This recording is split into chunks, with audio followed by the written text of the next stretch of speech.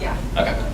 So our speaker today is Dr. Arland Hill. He's a doctor of chiropractic medicine. He has a master's in public health, and he's a board-certified nutritionist. And he's going to talk today about, is the paleo diet ideal for clinical practice? So, Dr. Hill.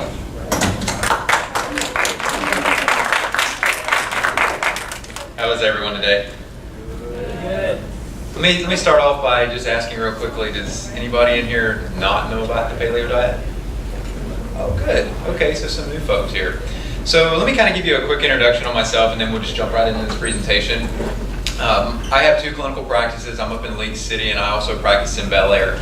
And at both of my practices, the nutrition, diet, lifestyle modification are key factors in how we help our patients. And it's kind of a unique scenario, I guess, that I have, because I kind of, in my practice in League City, it's more complementary based, but the practice I have in Bel Air comes from more of the background that you guys are probably going into, which is it's a obstetrics and gynecological practice, and we see a lot of patient volume come through there, but we're also implementing the same principles that I'm going to talk to you about today into that style of practice as well. So, just kind of thinking a little bit about your future going forward, some of the stuff we're going to review here are going to be things that you can work in and implement with your patients.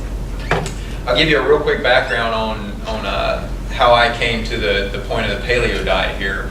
In seeing patients and looking at them, whether it was for musculoskeletal problems, whether it was for typical complaints such as fatigue, malaise, hormonal issues, whatever the case may be, you have to look at that and you have to go, well, there's got to be some lifestyle things, there's got to be some basic elements to these patients' lives that aren't being completely taken care of. They're not being addressed in the best manner that they should be. And it took me back to diet, and I started looking at, or actually what I started to do was make some of the recommendations that are pretty typical for your standard RDA type recommendations.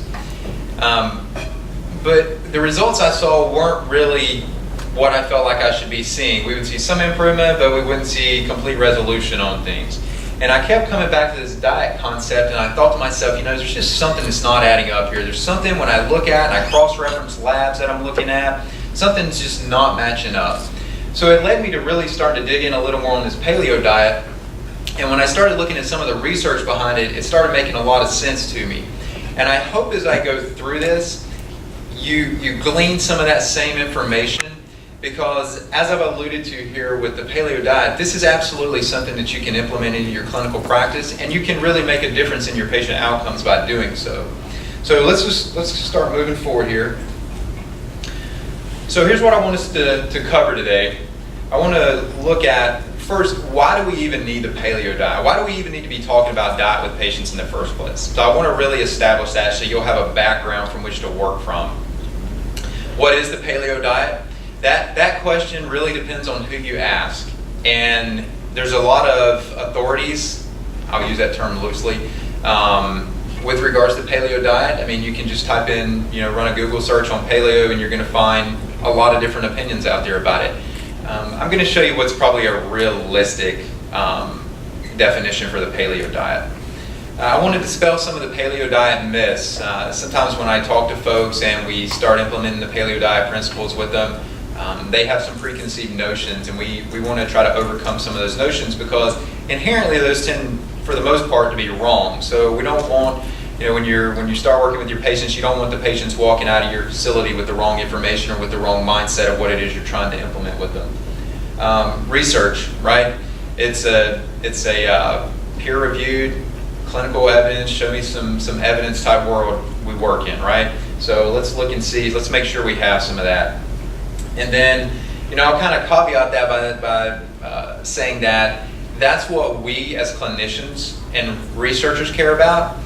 Your patients don't care about that. Patients could care less about the research. They want to know, how do I feel better? And that's what this last bullet point is going to validate for you. It's going to show you evidence of patients feeling better. Yes, it's anecdotal, but anecdotal is what wins in the end with the patient. So I don't say that to say that we don't need the research and the evidence, because clearly we do. So going back, why do we need the paleo diet? This is a graph. This graph's looking at the progression of diabetes since roughly 1980. And you'll notice that up until about 95, there was a slow, steady increase. And then from about 95 on to roughly where we're at now, you're noticing some exponential change there. So clearly, if you think about diabetes in the way it manifests, you're looking at more of a disease of diet. I mean, there are other factors associated with it, but certainly diet's going to be a strong implicator here. So if we're thinking about, looking at this disease, and if our diet as a whole, as a country, as a society, is on the right track, then why is our disease of diet, the most common one we deal with, why is that progressing? What's wrong there? So we see that there's a problem, and these numbers, I'm sure you guys have looked at some of these numbers recently. They're pretty staggering, and they're on the rise. They're not slowing down. And most of these numbers, what's even more profound about these numbers is that this doesn't include your cases of insulin resistance or prediabetes or however you define it along that continuum. This is pretty much just waiting until they've got full-blown diabetes. So there are people that need support with their diets even before they get to this stage, well before they get to this stage. And one of the case studies I'm going to go over with you will illustrate that. This is a very interesting point too, and autoimmune conditions are vastly on the rise. They're actually probably one of the fastest growing sectors of the healthcare population right now as far as what walks into clinical practice. I did a presentation not long ago, and it was looking at the utilization of diet to decrease medication use.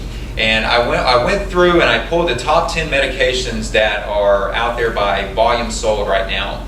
And 3 of the top 10 medications are related to autoimmune treatment. So clearly, just by those numbers alone, this is on the rise. So look at what this says, and this is from president and director at Autoimmune Society. But it says, with the rapid increase in autoimmune diseases, it clearly suggests that environmental factors are at play due to significant increase in these diseases. Now, this next statement, this is important. Genes do not change in such a short period of time. So there's a lot of comment, there's a lot of interest out there in how do our genes affect our clinical outcomes and what we do with our patients, the recommendations we make. This is important because the genes that we have now are no different than the genes that we had hundreds of years ago, thousands of years ago. They're the same. So the needs should be the same. And if you look at what the environmental factor is, it goes back to diet. Now, the 2 main ones that are talked about in connection with autoimmune conditions are going to be food and toxin. But I pose the question to each of you, is food a toxin? And here's some things to think about with this.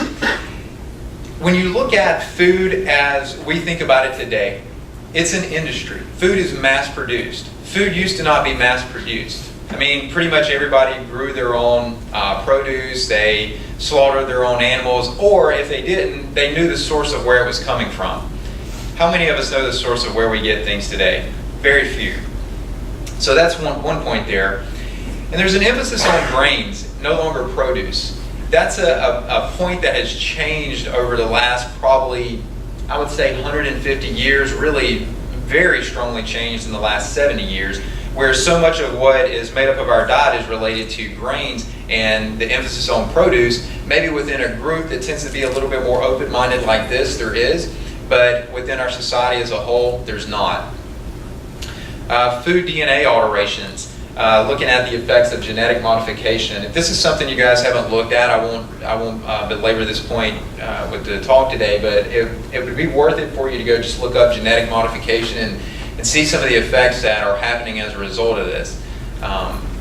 This is kind of an area of science it's somewhat the Wild West, if you will.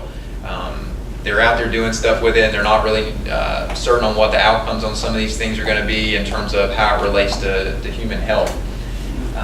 A good example of this, and I actually, having grown up on a farm, I can tell you that this is something that I saw firsthand.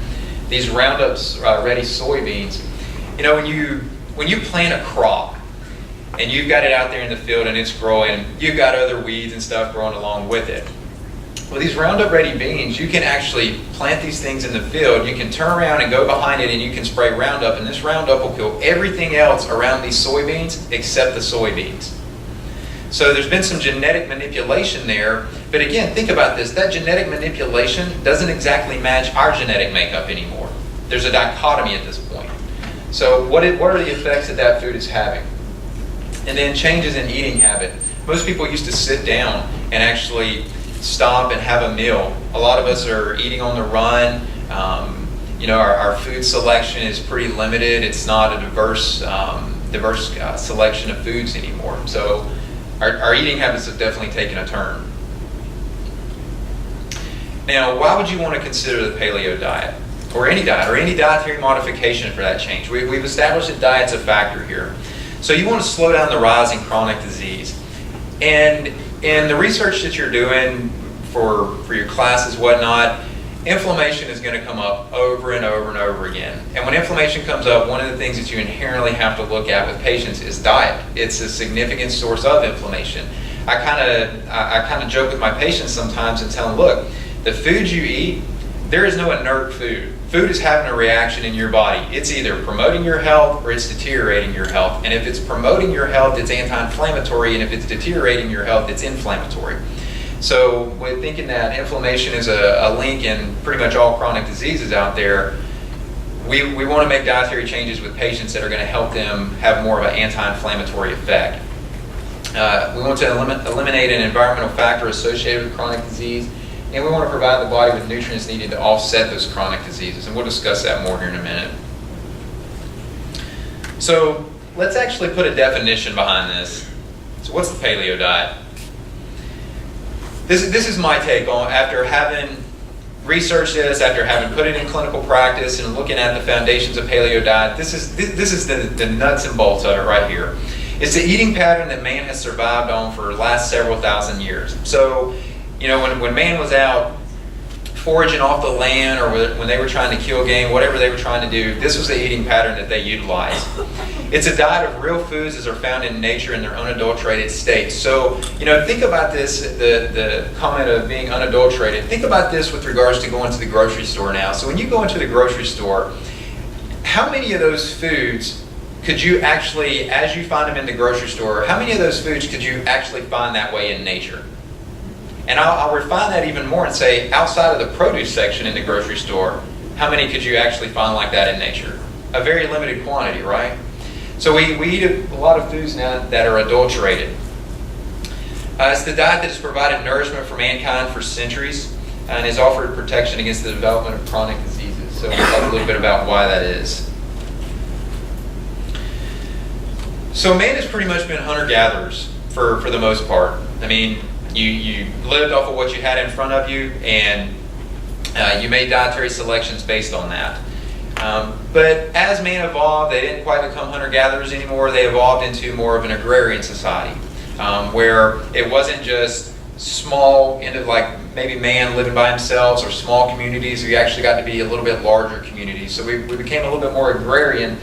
But if you look at what agrarian meant 400 years ago compared to what it means now, that's two completely different conversations. So in the past, you would basically have a farmer, and that farmer would farm the land that they had the ability to control, that they had the ability to actually produce some type of yield from. They didn't have that advantages of machinery to farm large areas of land to get high yields from the area that they were working on. So it's quite a bit different. And the reason that that's important is that if you look at the foods that are going to yield you the highest nutritional value per the amount of yield that you're getting from it, it's not going to be your grains, it's going to be your produce. So what was being farmed, again, 400 plus years ago is much different than what's being farmed as a whole now. Okay? And I'll kind of use the geographic delineation of the central portion of the United States, kind of the breadbasket of our country. Well, if you think about why we call it the breadbasket, it's because mostly grains are grown there. I was kind of thinking about that on the way in this morning, and we don't grow. Nobody says, well, there's a lot of produce, a lot of cabbage, or a lot of tomatoes grown through the breadbasket. That's just not what's grown there, right? There's a strong emphasis on grains. And in the past, you had, as far as your food options and variability, you had a pretty wide array of things that were being grown. Now there's an emphasis on very select few foods. I mean, again, take your trip through the grocery store and pick up any boxed food. Most of those foods are going to have either some derivative of grains, mostly wheat, or some derivative of dairy included in that. And your body sees that all the time, and your body begins to react against that monotony. And that's where the whole autoimmune link begins to come into play. That's just one of the aspects of it. But that monotony begins to set up that problem. So we're looking for more diversity in our diets. Now, I think when, if you're really trying to simplify this down to its core concepts, this is what it boils down to. When you're making a selection, as far as paleo, I always tell my patients, if you can kill it, if you can catch it, if you can pick it, if you can gather it, you can eat it. If you can't do that, if you can't gather it as it would be found in nature, you shouldn't be eating it. Because it's not inherently something that your body's going to want to derive nutrition from. It's likely that there's going to be an inflammatory response secondary to that. So this is just a little quick thing that you can give to patients that you end up working with. If you can kill it, catch it, pick it, or gather it, then you can eat it. Okay? And here's what that looks like in terms of putting that out on a plate. Some people are visual learners, so sometimes I'll show this to my patients to help give them some direction on what to eat. But with the proteins, you want to make sure you got some proteins in there. You'll see that on this particular plate, the largest portion of that plate is made up of vegetables. So that's that produce category. That's where the majority of the diet should be coming from. You got your other plant-based foods in there with your fruits and your nuts and seeds. And then you get a little fat in there, and that fat may be from the nuts and seeds, it may be from avocados, something like that, it may be from your animal-based sources there, but you've got a good variety of foods there. It's not a carbohydrate-heavy diet, it's not a protein-heavy diet, it's not a fat-heavy diet, it's a balanced diet, it's a common-sense diet. Because the reality is, if you were out there scavenging off the land looking for these foods yourself, you're not likely to run across, I'm just going to pick something here. You're not likely to run across cashews every day, right? You're going to come across some different plants. You're not likely to run into, if you're looking at a protein source, you're not likely to come across a deer every single day to have that to consume. Here's something that I've started going over with my patients that I think has been pretty eye-opening for them. And this is the example I use on this. So on the left-hand side there, you're going to see that's a bunch of bananas, and on the right-hand side, that's a bunch of pasta. So if we took these and we laid them out on the table for 30 days, and we left, how many of you would want to eat the bunch of bananas after 30 days? Not many of you, because they're going to look like that, right? They're going to start rotting and wilting. Now, why is that? It's because that food has life in it. And this was what was pretty eye-opening to me about this. If you look at the difference between those two foods and the reason that those bananas start to turn that way, it's because opportunistic bacteria are starting to take advantage of them. The bunch of pasta on the right, they don't look like that. Opportunistic bacteria are not taking advantage of that. So if an opportunistic bacteria will not take advantage of a food source, why do we, who do not have to be opportunistic, want to try to eat that and consume that? It's a dead food. It doesn't provide life back to us. We want foods that provide life back to us. And when I say that, I don't say that in a kind of esoteric manner. I say that from the standpoint of nutritional value, phytonutrients, antioxidants. That's what really life boils back down to. It's those cofactors that plug into all those biochemical pathways that you guys have been studying in biochemistry, right? So why is living food important? It's a recognizable source of nourishment. This goes back to that genetic coding. Food literally tells your genes how to interact. It comes back down to the nutrition, some of the vitamins and minerals. I'll give you a good example here. I'll actually give you two examples on this. If you look at B12 and folate, B12 and folate are needed to run a process known as methylation. Well, methylation, you guys will recognize, is the process of replicating DNA. So you don't adequately replicate DNA and carry out the other processes in the body that are methylation dependent if you're not getting the nourishment from your food to be able to do that. And think about, let's just use folate as our example here. Where do folates come from? They come from foliage. So they come from plants, our green leafy vegetables. So that's where our highest density of folate is going to be from.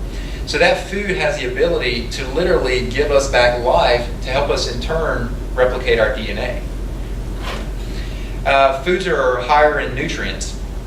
This goes back to the concept I mentioned earlier, where food is it's not inert. It's either working for you or working against you. And what you find is that foods that would be consistent with a paleo mindset that are actually working for you, you're gleaning those nutrients from those foods and you're plugging them back into those biochemical pathways to keep those energy pathways working and moving forward. I think about these things as being our metabolic spark plugs. They literally charge our system to carry out the role that it's supposed to do.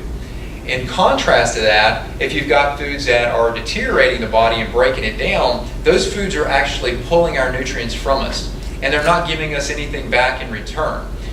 I'll use the grains again.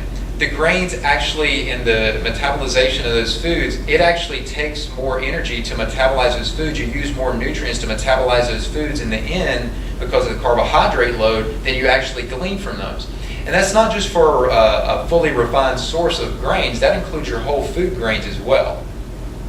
And we'll talk about that concept in a minute as well. Foods that are high in antioxidants, you got to control inflammation. And the example that I'm going to show you actually shows you the impact of being able to control inflammation here.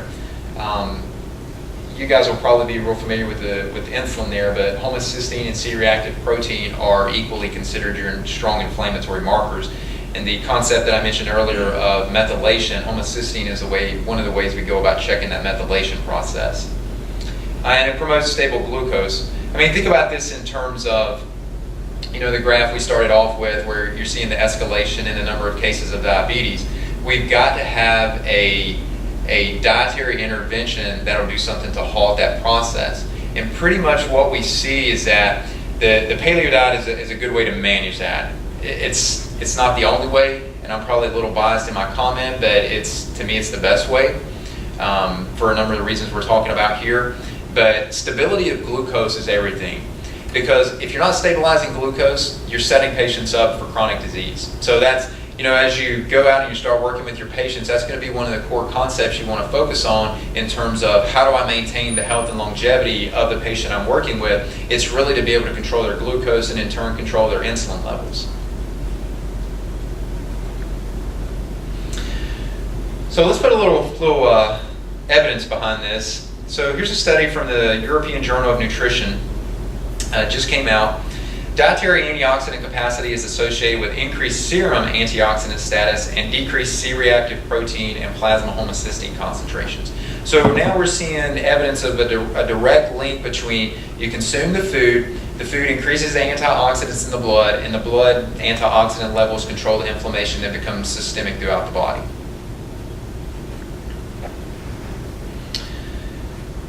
Here's one looking at your a particular macronutrient, looking at protein. So meat nutritional composition and a nutritive role in the human diet. And I think on these, if you guys go into PubMed, these are some of the ones I've actually put up here. Some of these are free access, so you can go back and read the entire articles on these. But look at the reason that these are important. So with meat, it's a valuable source of high biological protein, iron, vitamin B12, your other B complex vitamins, zinc, selenium, and phosphorus. So if you're cutting meat out of your diet, you're inherently limiting the intake of those nutrients. So you got to compensate for them somewhere else. Now, let me give you an example here. And actually, iron and zinc both play into the example I'm going to give you. Let's say that you have a diet that is pretty much devoid of your proteins. And it's pretty heavy on whether it's grains or just vegetables. One of the things that you're missing out when you do that is what are known as heme sources of your minerals. So you actually have an iron-bound or a blood-bound iron, a blood-bound zinc, and those actually have a higher bioavailability than do, say, a zinc or an iron found from a plant source. So does it mean that the plant source is not viable? No. And does it mean that the protein source should be the only thing that you use? No. It means that there should be a balance between the two. If you want the best bioavailability of those nutrients that are listed up here for protein, you got to consume protein.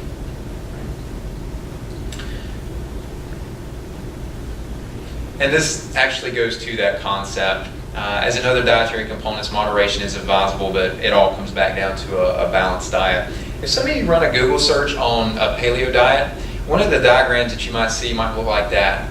And if you'll notice this, notice how this diagram falls out. It's basically a play on the old RDA food gap pyramid is what it comes down to, right? But the bottom portion of this is protein heavy, it's protein dominant. The way I think about this, if I were out scavenging off the land, what's going to be easier to come by? Protein sources or plant sources?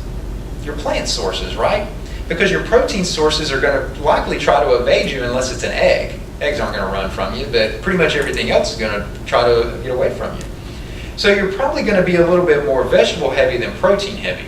So while this is not bad, and while this may be applicable for some individuals, I think probably the majority of individuals, this is going to be a little bit better fit for them right here, where they're a little bit more of a vegetable plant heavy diet that is complemented by proteins and then complemented by your fat sources. I actually wrote an article not too long ago, and I titled the article, What Paleo Eaters Could Learn from Vegetarians. Now, I'm not an advocate of vegetarianism because, again, we just emphasized based on that literature that you need protein sources, right? But I'm not an advocate of being 100% meat eater either. There's problems with that as well. So, again, the more common sense approach to this is utilizing the consumption of vegetables and plants as the majority of the diet, and then building around that with your proteins and with your fats. Okay? As you can probably tell, that's going to tie us into some of the myths that are associated with the paleo diet.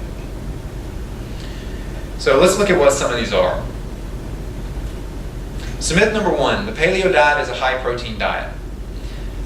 I would say the paleo diet is not a high protein diet unless you want it to be a high protein diet. Okay? You can manipulate it to be however you want it to be, but in general, the way it's outlaid, and if we were trying to mimic what our ancestors would have had available to them, it wouldn't have been predominantly protein all the time. Probably more of a realistic look at how our ancestors would have done that. If you think about it from the kill-catch perspective, you would have killed your game because you would have been successful on that particular day, and you would have probably had a high protein intake that day, or for the next day or two, depending however long you ate off of that quarry. But that really doesn't match up to how we eat today. We tend to eat heavier protein for a lot of meals. Now, the other way that could manifest is to eat smaller amounts of proteins consistently as well. So let's say that you happen to know where a source of eggs were. Well, you could go gather those eggs, you could eat the protein from those eggs, but the likelihood that there's going to be a whole flock of wild chickens sitting there just laying tons of eggs for you to come across is not very likely on a day-to-day basis, right? So we want to apply some common sense thought to this. So it's not necessarily a high protein diet. Myth number two here is that the paleo diet is a low carbohydrate diet. Yes, you can make the paleo diet a low carbohydrate diet. It's actually not very difficult. I mean, if you think about where the majority of carbohydrates in the diet come from, it's going to be from grain-derived sources, mostly from wheat. There are certainly other sources out there, but that's by and large where most carbohydrates are coming from in the standard American diet. So if you take those out, does it have the potential to be low carbohydrate? Yes, it absolutely does. And this is one of the things that I really emphasize to my patients, because what I began to see is that patients did start doing this when I started recommending the paleo diet. They did start pulling too much carbohydrate out, and they actually ended up becoming hypoglycemic from that. And over time, what begins to happen there is that as that hypoglycemia begins to manifest, as those blood sugar levels are coming down, the body starts to continuously try to secrete cortisol to pick those glucose levels back up. And over time, what happens here is that the patients begin to burn out their cortisol levels. And that starts extending into other hormones, and they actually start ending up with hormonal deficiencies. So that instead of actually trying to create a problem and help them from a long-term perspective, they've actually ended up manifesting some other dysfunction in their body that needs to be addressed. So a more realistic way to do this is to make sure you're incorporating in some of the carbohydrates. And some of my favorites on this that where you don't run into things like the genetic modification, the over farming, that type of stuff, and where you're still getting a high nutrient value from the food, it's still having a high antioxidant capacity, but yet it's controlling the inflammation, are going to be some things here like your squash, your butternut, your acorn, your spaghetti, your carnival squash is another one I didn't put up there. There's a lot of varieties of those to choose from. Some of your tubers. The picture there is an example of a yucca root. That's a tuber. It's more or less a root vegetable there. And even potatoes, some depending on who you read, some paleo people will tell you no potatoes. I can justify that in an individual who's got some blood sugar issues, but again, if you're trying to introduce some carbohydrate for someone who's got good blood sugar regulation and you don't want them to fall into more of a hypoglycemic pattern, maybe potatoes aren't such a bad option for them. You don't want them to overdo it, but incorporating it in as part of a balanced meal is probably okay. And then your last one here, your okra, rutabaga, turnips, these are good sources as well.